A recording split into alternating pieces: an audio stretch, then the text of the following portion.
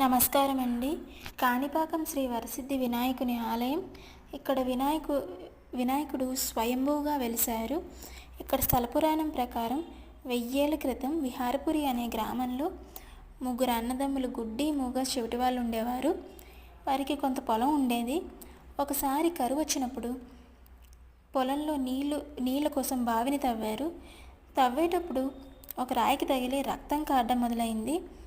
ఆ బావి మొత్తం రక్తంతో నిండిపోయింది.